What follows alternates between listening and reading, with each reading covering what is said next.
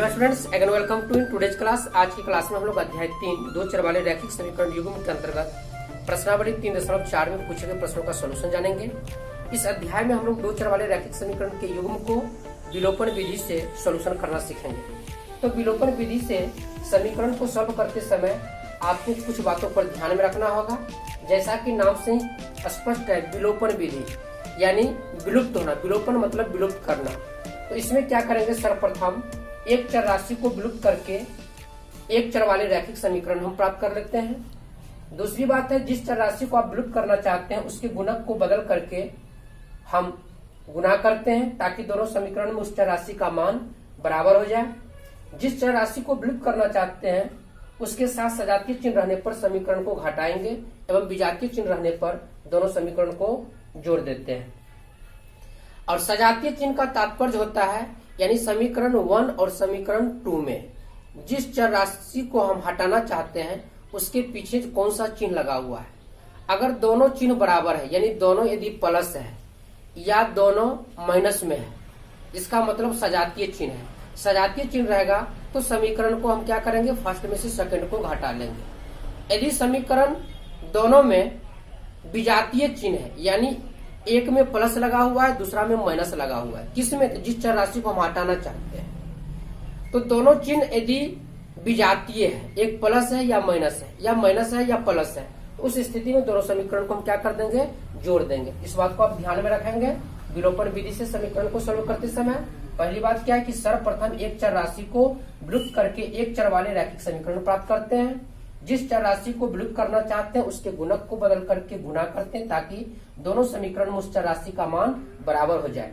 जिस चर राशि को विलुप्त करना चाहते हैं उसके साथ सजातीय चिन्ह रहने पर समीकरण को घटाएंगे एवं विजातीय चिन्ह रहने पर दोनों समीकरण को जोड़ देंगे।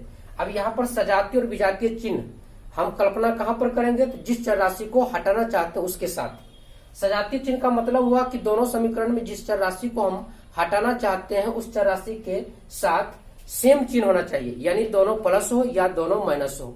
और विजातीय चिन्ह का तात्पर्य होता है एक में यदि प्लस है दूसरे में माइनस है या पहला में माइनस है दूसरे में प्लस है तो विजातीय चिन्ह हुआ। तो सजातीय चिन्ह रहने पर दोनों समीकरण को हम क्या करेंगे, माइनस करेंगे यानी घटाएंगे और विजातीय चिन्ह रहने पर दोनों समीकरण को जोड़ देंगे। तो चलते हैं क्वेश्चन नंबर 1 के 1 का सोल्यूशन। क्वेश्चन नंबर 1 है, निम्न समीकरण युग्म को विलोपन विधि से हल करें। तो पहला सवाल आपको दिया हुआ है x + y = 5, 2x - 3y = 4। इसमें से हम ऊपर वाले को पहला समीकरण मान लेंगे और नीचे वाले को दूसरा समीकरण मान लेंगे। अब विलोपन विधि से हल करने के लिए हम क्या करेंगे, सर्वप्रथम इसमें से एक चर राशि को विलुप्त करेंगे। यह आपको डिसाइड करना है कि हमें किस चर राशि को विलुप्त करना है। आप x को विलुप्त करना चाहते हैं या y को विलुप्त करना चाहते हैं, वो आपकी इच्छा पर डिपेंड करता है। तो आप x को विलुप्त कर ले या y को विलुप्त करते हैं, लेकिन सुविधा के लिए अच्छा होगा कि हम y को विलुप्त कर लें ताकि सर्वप्रथम हमें x का मान निकल जाएगा। अगर हम पहले x को विलुप्त करते हैं तो सर्वप्रथम हमें y का मान निकलेगा। तो हम क्या करते हैं, सर्वप्रथम हम y को ही विलुप्त करते हैं ताकि x का मान पहले निकल जाए। अब y को यदि हम विलुप्त करेंगे तो यहाँ पर पहला समीकरण देखिए, y का गुणक 1 है और समीकरण सेकंड में जो है y का गुणक 3 है। तो पहले हमें दोनों गुणक को बराबर करना होगा। यहाँ पर लिखा हुआ है दोनों गुणक को बराबर करने के लिए क्या करेंगे कि पहला समीकरण में जो y का गुणक है उससे हम सेकंड को गुणा करेंगे और समीकरण सेकंड में जो y का गुणक है उसको हम फर्स्ट से गुणा करेंगे। अब यहाँ पर क्या लिखेंगे, समीकरण फर्स्ट इंटू पहला को सेकंड में y का गुणक क्या है 3, तो 3 से गुणा करेंगे। अब देखिए, फिर मैंने आपको बताया था चिन्ह सजातीय रहने पर घटाते हैं और विजातीय रहने पर जोड़ते हैं। तो पहला समीकरण में y का चिन्ह प्लस है और दूसरा समीकरण में y का चिन्ह माइनस में है यानी चिन्ह क्या है, विजातीय है। तो विजातीय चिन्ह रहने पर दोनों समीकरण को क्या करेंगे, जोड़ेंगे। यानी समीकरण पहला को 3 से गुणा किया, इसमें जोड़ देंगे समीकरण सेकंड को कितना से गुणा करके, 1 से गुणा करके। इस बात को ध्यान में रखेंगे, समीकरण first into 3 plus second into 1 से। अब देखिए, समीकरण पहला को 3 से गुणा करेंगे तो 3 को x से गुणा करेंगे, हो जाएगा 3x + 3y = 3 को 5 से गुणा करेंगे 15। फिर समीकरण सेकंड को 1 से गुना करेंगे तो ये जगह 2x माइनस 3y इक्वल 4। अब देखिए मैंने क्या किया, इस बात को ध्यान में रखेंगे। सर्वप्रथम जिस चर राशि को हम हटाना चाहते हैं, जिस चर राशि को विलुप्त करना चाहते हैं, उस चर राशि के गुणक से ऊपर नीचे गुना करेंगे। मतलब पहला समीकरण में चर राशि का जो गुणक है उससे हम समीकरण सेकंड को गुना करेंगे, और समीकरण सेकंड में चर राशि का जो गुणक है उससे हम फर्स्ट को गुना करेंगे। अब फिर यहाँ पर कब जोड़ेंगे कब घटाएंगे तो देखेंगे। अगर सजातीय चिन्ह है तो घटा देंगे, विजातीय चिन्ह रहेगा तो जोड़ देंगे। तो यहाँ पर क्या देखते हैं, विजातीय चिन्ह है इसलिए हमने दे दिया प्लस का चिन्ह। यानी समीकरण पहला को तीसरा से गुना करके दूसरा को फर्स्ट से गुना करके दोनों को क्या करेंगे, जोड़ देंगे। अब देखिए ये 3y कट जाएगा। अब ये हो गया 3x प्लस 2x यानी 5x इक्वल 15 में 4 को जोड़ेंगे 19। अब यहां पर देखिए आपको एक चर राशि विलुप्त हो गया और ये आपको रैखिक समीकरण, एक चर वाला रैखिक समीकरण प्राप्त हो गया। या x इक्वल कितना हो जाएगा 19/5। ये हमारा x का मान निकल गया। अब x के मान को समीकरण फर्स्ट में रखेंगे। x का मान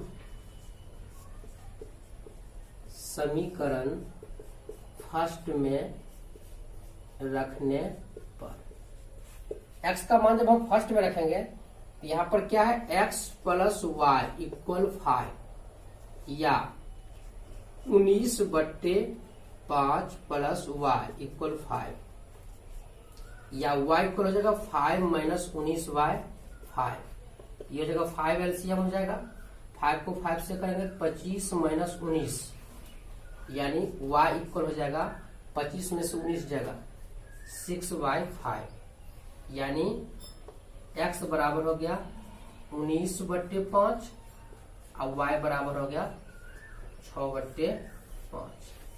यही आपका हो गया सॉल्यूशन। यानी पहला समीकरण में x का मान कितना निकलेगा 19/5 और y का मान कितना निकलेगा 6/5। तो इस प्रकार जो हमने समीकरण को अभी सॉल्यूशन किया, इसी विधि को विलोपन विधि कहा जाता है। प्रतिस्थापन विधि से बहुत ही आसान विधि विलोपन विधि है, इसलिए आप थोड़ा ध्यान देंगे तो अच्छी तरह से विलोपन विधि से आप समीकरण को सॉल्व करना सीख जाएंगे। अब हम लोग इसी क्वेश्चन नंबर 1 का दूसरा देखते हैं। क्वेश्चन नंबर पहला का दूसरा है 3x plus 4y equal 10, 2x minus 2y equal 2। इसको हम मान लेंगे फर्स्ट इक्वेशन और इसको मान लेंगे सेकंड इक्वेशन। अब यहां पर देखिए चूंकि विलोपन विधि है तो एक चर राशि को हमें विलुप्त करना होगा। तो हम विलुप्त किसको करते हैं, y को विलुप्त करते हैं। आपको मैंने बताया था तो आप x को भी विलुप्त कर सकते हैं, y को भी विलुप्त कर सकते हैं, दोनों में से किसी को कर सकते हैं। अगर हम y को पहले विलुप्त करते हैं तो पहला मान हमें x का निकलेगा, x को विलुप्त करते हैं तो पहला मान हमें y का निकलेगा। तो यहां पर आप दोनों में से किसी एक को विलुप्त कर सकते हैं। तो हम यहां पर सर्वप्रथम y को विलुप्त कर रहे हैं। अब y को विलुप्त करने के लिए क्या करना पड़ेगा, हमें देखना होगा कि दोनों समीकरण फर्स्ट और समीकरण सेकंड में y का मान बराबर है कि नहीं। यहां पर देखिए 4y है, यहां पर 2y है, तो दोनों मान बराबर नहीं है। इस बराबर करने के लिए हम क्या करेंगे, समीकरण फर्स्ट को समीकरण सेकंड में जो y का गुणक 2 है उससे फर्स्ट को गुना कर देंगे, और समीकरण फर्स्ट में जो y का गुणक 4 है इससे हम समीकरण सेकंड को गुना कर देंगे। फिर क्या करेंगे, यहां पर देखिए फर्स्ट समीकरण में y में प्लस का चिन्ह है और समीकरण सेकंड में y का माइनस चिन्ह है, यानी दोनों चिन्ह अलग अलग है। अलग अलग चिन्ह को हम विजातीय चिन्ह कहते हैं, और विजातीय चिन्ह रहने पर क्या होगा, दोनों समीकरण को हम जोड़ेंगे। यानी ये हो जाएगा आपको समीकरण फर्स्ट गुने 2 प्लस सेकंड गुने 4 से, यानी समीकरण 1 को 2 से गुना करेंगे और समीकरण सेकंड को 4 से गुना करके दोनों समीकरण को हम जोड़ देंगे। अब समीकरण फर्स्ट को 2 से गुना करेंगे तो 3x है, तो 3 को 2 से गुना करेंगे ये 6x हो जाएगा। ये हो जाएगा 4y को 2 से गुना करेंगे ये 8y हो जाएगा, और 10 को 2 से गुना करेंगे तो 20 हो जाएगा। फिर सेकंड को 4 से गुना करेंगे तो 4 दूनी ये 8x हो जाएगा, माइनस 4 दूनी 8y इक्वल 4 दूनी 8। अब देखिए दोनों को जोड़ेंगे, यहाँ 8y प्लस में आ गया, 8y माइनस में आ गया, ये कट जाएगा। अब इधर हो जाएगा 814x इक्वल 28 या x इक्वल 28/14, 14 दूनी 28, यानी x का मान निकल गया कितना 2। x का मान समीकरण फर्स्ट में रखने पर, x का मान जब हम फर्स्ट में रखेंगे तो फर्स्ट समीकरण आपका है 3x + 4y इक्वल 10। ये हो जाएगा 3 × 2 + 4y इक्वल 10, या 6 + 4y इक्वल 10, या 4y इक्वल 10 - 6, या y इक्वल हो जाएगा 4/4, 4 से 4 कट जाएगा 1, यानी y का मान कितना निकला 1, यानी x बराबर 2 y बराबर 1। ये हो गया आपका आंसर। ये हुआ क्वेश्चन नंबर फर्स्ट के 2 का सॉल्यूशन। क्वेश्चन नंबर 1 का 3 है 3x - 5y - 4 इक्वल 0, और दूसरा समीकरण 9x इक्वल 2y + 7। अब देखिए दोनों समीकरण को हम थोड़ा एडजस्ट कर लेते हैं। इसको क्या लिख सकते हैं 3x - 5y इक्वल 4, यानी ax + by + c इक्वल 0। इस फॉर्मेट में हम इसको सजा लिया। अब इसको हम मान लेंगे पहला समीकरण, और फिर इसी तरह से इसको लिख सकते हैं 9x - 2y इक्वल 7। ये हो गया समीकरण सेकंड। अब दोनों समीकरण पर हम विचार करते हैं। हमें क्या करना होगा, चूंकि विलोपन विधि है, एक चर राशि को हटाना होगा, तो हम y को हटाएंगे। यहाँ पर देखिए y का गुणक 5 है और यहाँ पर y का गुणक 2 है, तो इसको दोनों चर राशि को बराबर करने के लिए क्या करना पड़ेगा, समीकरण फर्स्ट को गुणा करना पड़ेगा कितना से 2 से, और समीकरण सेकंड को कितना से गुणा करना पड़ेगा 5 से। और देखिए दोनों का चिन्ह क्या यहाँ पर बराबर है, सजातीय चिन्ह है, तो सजातीय है तो ये क्या होगा घटाने पर,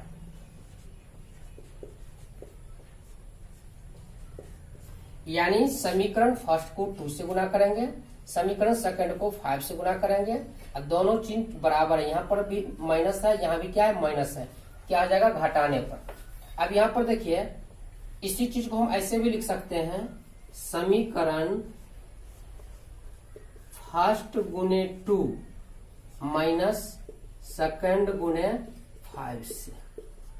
आप ऐसे लिख देंगे तब भी ठीक है, ऐसे लिखेंगे तब भी ठीक है, लेकिन दोनों में से कोई एक लिखेंगे। हमने ये भी तरीका आपको बता दिया, और इससे पहले वाला में चूंकि हमने ऐसे ही लिखा था, आप ऐसे भी लिख सकते हैं। अब देखिए समीकरण फर्स्ट को हम 2 से मल्टीप्लाई करेंगे तो ये क्या आ जाएगा 3 × 2 = 6, तो 3x को 2 से गुना किया 6x हो गया। फिर 5y को 2 से गुना करेंगे 5 × 2 = 10, यानी -10y इक्वल 4 × 2 = 8, 4 दूनी 8 हो गया। अब फिर देखिए इसको 5 से सेकंड को गुना करते हैं, तो 9x को 5 से गुना करेंगे, 9 × 5 = 45, ये हो जाएगा 45x, माइनस 5 को 2 से 5 × 2 = 10, 10y इक्वल 7 को 5 से 35। अब घटाएंगे, घटाने पर क्या होता है, बीजगणित का जो घटाव होता है, जब हम एक समीकरण को दूसरे समीकरण में से, एक समीकरण में से दूसरे को जब हम घटाते हैं तो उसका चिन्ह बदल जाता है। यहाँ पर कौन सा चिन्ह है प्लस, ये हो जाएगा माइनस, यहाँ माइनस है तो ये क्या जाएगा प्लस, यहाँ पर प्लस है तो ये क्या जाएगा माइनस। अब आपका ये चिन्ह खत्म हो जाएगा, जो चिन्ह हमने बदल के लिखा है वो चिन्ह चलेगा।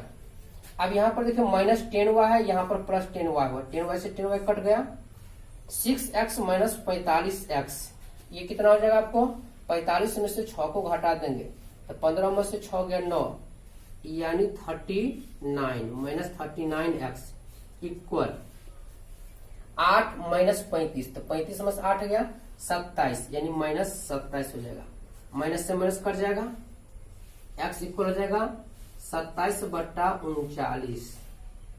अब इसको हम काटेंगे, 9 तिया 27, 13 तिया 39, यानी x का मान हो गया आपको 9/13। अब क्या लिखेंगे, x का मान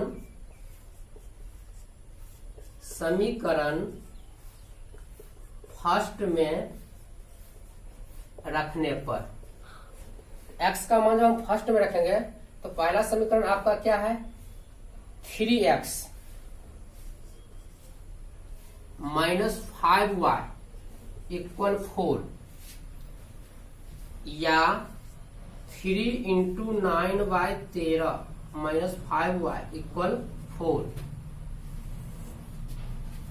ये हो जाएगा 27, 27/13 माइनस 5y इक्वल 4, या माइनस 5y इक्वल 4 माइनस 27/13, या माइनस 5y बराबर 13 चौका 52 माइनस 27/13, या माइनस 5y बराबर 12 में से 7 गया 5, अब 4 में से 2 गया 2, यानी 25/13, या y इक्वल हो जाएगा 25/13 गुने माइनस 5, 5 से 5 कट जाएगा, ये हो जाएगा 5, यानी y इक्वल हो जाएगा माइनस 5/13।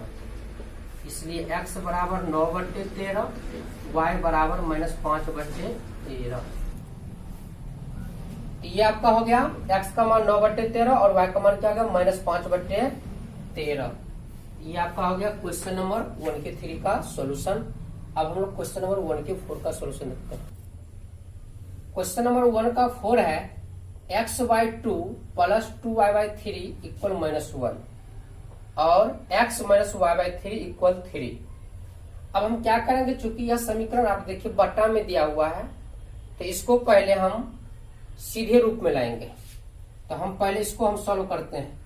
तो यहाँ पर x/2 प्लस 2y/3 इक्वल -1 है। तो यहाँ पर देखिए 2 और 3 का एलसीएम हो जाएगा 6, 6 में 2 से भाग करेंगे 3 को x से गुना करेंगे 3x, प्लस फिर 3 से 6 में 2 को 2y से, ये हो जाएगा 4y इक्वल -1, या 3x प्लस 4y।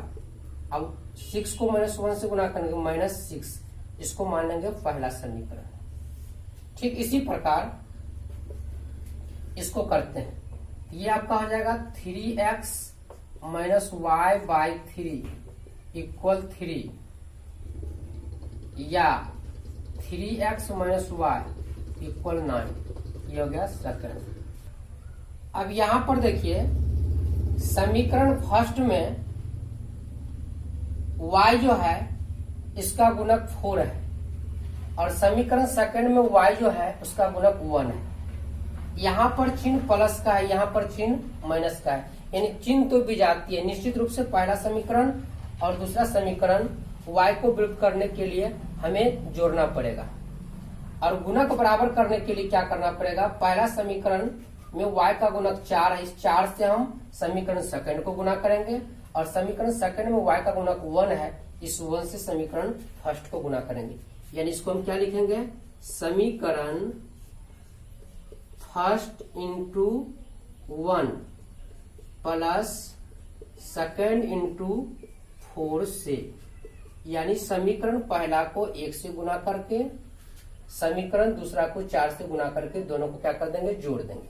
अब पहला को 1 से गुना करेंगे तो ये हो जाएगा 3x प्लस 4y इक्वल -6, और समीकरण दूसरा को 4 से गुना करेंगे, यह होगा 4 तिया 12x माइनस 4y इक्वल 9 चौका 36।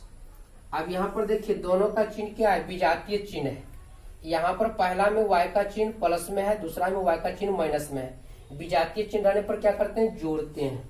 जोड़ने में चिन्ह नहीं बदलता है, याद रखेंगे, जब हम घटाते हैं तब चिन्ह बदलता है।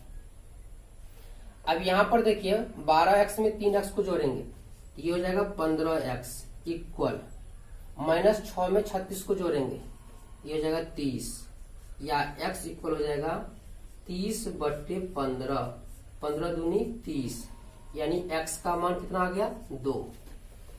अब लिखेंगे x का मान समीकरण फर्स्ट में